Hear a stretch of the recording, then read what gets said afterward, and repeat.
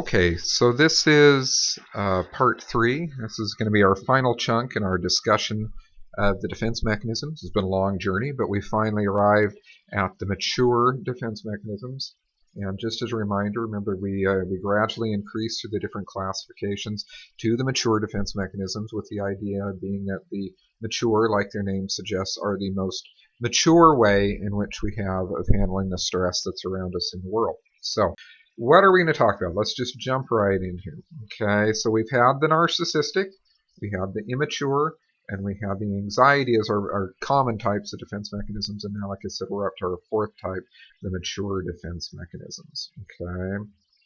Now, one of the reasons they're considered mature, other than the fact that they are the ones that tend to be used by people who are adults and have a fairly decent understanding of the world around them, is that as you can see there, it distorts the patient's perception of reality less than the other types, okay? And there's essentially 3 different kinds that we'll talk about. We'll talk about humor, sublimation, and suppression. And the thing is, when we get to suppression, is I want you to remember our discussion about repression, because suppression and repression are very similar to each other. Now, humor is probably the most mature, really, of the defense mechanisms, okay? As it says here, it allows the patient to express feelings and thoughts in an overt manner without causing personal discomfort. What does that mean, okay? Have you ever been walking along in a group of friends and you trip, all right? Or you stumble, or you say something kind of silly, all right? And what do? You make a joke out of it. You laugh at it as a way of diverting the attention away from your actions, which might be considered embarrassing to you or possibly those around you, and you turn it into a joke, all right? And you laugh it off. Everybody else laughs it off as well, okay? It's a way, once again, that you banish those unpleasant feelings that are associated with a negative event, okay? All right, there's an example there. A man is told he's being fired. He laughs about it. He goes, what great news, you know? Now I truly can spend more time with my family, okay? A medical student smiles when she realizes that an intimidating attending physician acts and looks like an ogre, sort of like Shrek from the movie Shrek, all right? So she's nervous around this intimidating attending physician, and so how does she handle that? She laughs at it. She makes a little bit of a joke about it to banish the frightening feelings, okay? A terminally ill cancer patient. You know, when we treat our patients with chemotherapy, one of the side effects is they sometimes lose their hair. So maybe we have a terminally ill cancer patient who refers to himself as baldy. He makes a joke out of it. Or maybe we have a cancer patient that, knowing he's going to lose his hair, he goes ahead and he shaves it off himself as a joke. All right. But once again, it's a way of dealing with negative emotions associated with the event. Okay. So the next one we need to talk about is sublimation, okay?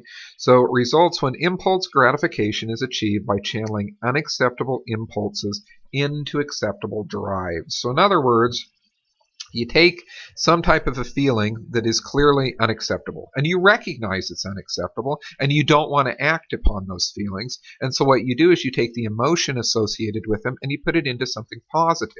All right. So the unacceptable impulse becomes the motive for social benefit. All right. So you might have a female physician that's attracted to a male medical student. All right. And that's really not a good situation there. It's a very unequal situation, and it's ethically wrong. And so maybe the female physician decides that, well, I can't do anything about these feelings, but what if I become a mentor to this young physician and I help him understand how to be a better physician? All right. So something positive comes out of what could initially be seen as negative emotions. And that's why we say here that a lot of art and literature actually spring from sublimation. You probably haven't read it, but there's a fabulous book called The Inferno by a gentleman named Dante that talks a little bit about the human race and our foibles and our tendency to do the wrong things sometimes. And there's some great scenes in there where he talks about, you know, temptations by the devil and the different levels of hell and so on and so forth. And it's really considered a classic of literature. But it comes out of Dante was infatuated with this woman that would have nothing to do with him, all right? And so he took that emotion and he turned it around and he poured it all into this wonderful piece of literature that's probably going on somewhere in the neighborhood of 100, 150 years old, and is still used as a pinnacle of English literature. Okay, so like I said, it's considered one of the most mature, all right, in terms of its ability to produce some form of good. Okay, I know it says there in the notes that it's probably considered the most mature, but I actually would suggest that humor is the most mature, simply because there's many, many more opportunities in our day to use humor as a defense mechanism than there is to use sublimation. Okay. And finally, we arrive at suppression. So just a quick review. Remember, with repression, we forget and we forget what we forgot. Okay. Suppression is going to be similar to that. So as it says there, suppression is a conscious decision to postpone attention to an impulse or a conflict. All right. So in other words, with repression, yes, we do intentionally forget the negative event that we've had in our lives. Okay. And it's the same thing with suppression. We consciously choose to forget the event. But the difference is going to come in terms of our ability to remember. You might remember with repression, we said that we forget and we forget what we forgot. So in other words, it's lost long term unless we recover it through some type of psychotherapy. Now with suppression, it isn't lost long term. All right. We temporarily place it in our unconscious mind and temporarily ignore it. Okay. We don't forget what we forgot, and it can come back to us rather rapidly. Okay. You've done this in your life already. You might have a class where you know there are upcoming exams. You know what date and time they're going to be. You know that you need to study for them, but you also know that you would like to go out with your friends to see the movie that evening. So you temporarily suppress the anxiety of not staying at home to study for the examination so that you can go out for the evening and enjoy the time with your friends. Now, unlike repression, it can be easily brought back to you. Maybe you're standing in line at the movies, you're waiting to buy your caramel corn, your popcorn down there to Motor City or something like that, and somebody behind you mentions the examinations are coming up. Well, immediately it springs back into your conscious mind and continues to cause you anxiety at that point until you choose to suppress it again. Okay. Here's another example. A woman who's afraid of heights chooses to ignore the edge of a cliff so that she can enjoy the beautiful view. Maybe she's looking at the sunset or something like that. Okay. A terminally ill cancer patient sets aside the anxiety so that they can go to a family birthday party. Okay. Now, let's say it's grandma. Let's say grandma knows she has cancer, but she wants to go to her 15-year-old granddaughter's birthday party. So she suppresses the fact that she's terminally ill to go and enjoy the party. And then maybe halfway through the party, somebody comes up to her and asks her how she's doing. How is she feeling? Immediately, the memory of the cancer and everything that she's suppressed comes back to her. Okay. So like it says there, unlike repression, suppressed content is recalled with the right cue or stimulus. And the example I give is the cancer patient has to go home early to get ready for her chemotherapy appointment. Okay, so remember, with repression, you forget and you forget what you forgot. With suppression, you forget, but you remember what you forgot. Okay, now the last one we're going to talk about is transference. Now, technically, not a defense mechanism, but it's an interesting concept and one that we should talk about briefly. I think we've mentioned it in class before, actually. So transference is a situation in which a patient unconsciously transfers thoughts or feelings about an individual of emotional significance in their life onto the physician.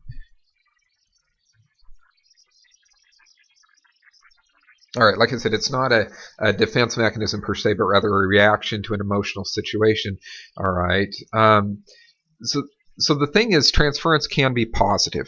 It can be positive in terms of forming a strong doctor-patient bond. So a lot of people, we see this. Cancer seems to be a common one we use. A lot of people will form a very strong attachment to their oncologist. Why? Because it's a particularly difficult time in their life, and the oncologist is providing them with the emotional support that they need as well as the medical support. We also see it in terms I apologize. We also see it in terms of obstetricians. We'll see this all the time. Women become very dependent on their obstetrician during that period leading up to the birth of the child, because it is an emotional time for the women. It could be, remember we talked about the Holmes and Ray scale of stressful life events. Getting ready to have a baby is both a stressful and a positive event, and there's the physician right there in the mix. And so it's not uncommon for the patient to transfer very significant psychosocial emotional feelings to towards the obstetrician. Same thing, not surprising, we find this in the mental health field with psychiatrists and psychologists. Particularly with psychiatrists, a lot of times the content of the material that a patient is discussing with their doctor is very emotional. Nobody goes to a psychiatrist for a sinus infection.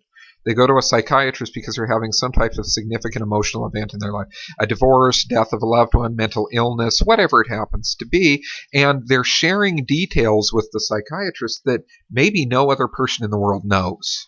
All right, so it's a very emotional thing between the mental health provider and the patient. So it is not surprising that once again the patient forms a very strong bond. They transfer a lot of their feelings onto that provider. Okay, so it can be both positive in terms of forming this strong doctor-patient bond, or sometimes it can be negative. All right, it's not uncommon for patients to actually believe that they are in love with their doctor. It's particularly common in the mental health field. A lot of patients will believe that they're in love with their psychiatrist when in fact love is simply being substituted as a word for emotional dependence upon that individual, which is a very difficult thing to overcome, because one of the goals that we have in terms of a doctor-patient relationship in mental health is for the patient to develop their own psychological self that can stand the stresses of the world around them without having to rely upon their physician. Okay, and it does happen quite frequently. Okay. It really doesn't have a lot to do with the amount of time a patient has known the doctor. All right, it can happen very quickly if there is that strong bond between the two individuals. Okay, now counter transference is much less common. All right, and this is where the physician transfers their feelings on to the patient. Okay, this can happen in dentistry, of course, as well. I mean, people get very strongly attached to their dentist. They think highly of their dentist. Okay, but like I said, countertransference tends to be a little bit less common than actual transference. Now, just as with the other lectures, there's a PBL at the end here. Okay, this one's called My Fan Club. It deals with a gentleman who actually has narcissistic personality disorder. He's 25 years old. His name is Nick. You won't be tested on any of this, but if you would like to read through it, it is an interesting way of looking at how the material we've talked about in this lecture plays out in an actual clinical setting. All the PBLs that I use are taken directly from clinical case notes. So these are real things that have happened in the real world. Okay? All right, so if you want to read through that, you're more than welcome to do that. You have the PDF copy of that you could have downloaded from the Facebook page. Okay? So what have we talked about? All right. So we've talked about this idea of the defense mechanisms are born out of Freudian psychology or psychiatry. This belief that you have an ego, you have an id, an ego, and a superego. All right, that are each competing in terms of will your needs be met? Are we going to go out and have fun right now, or are we going to sit down and study for this exam? Well, maybe we can figure out a way to make both sides of the equation happy there. Okay, so make sure that you can recognize in a clinical scenario that I might give you which of the defense mechanisms that the patient is actually showing. Understand the impact of the defense mechanisms, particularly on your ability to effectively treat your patients. Okay, I mentioned that you needed to understand which defense mechanisms are associated with which psychiatric disorders. Once again, if I ask you to do that on an exam, I'll tell you specifically the connections that you need to know in the final review for the semester. Okay. And once again, just understand this idea that the defense mechanisms really are these little mental games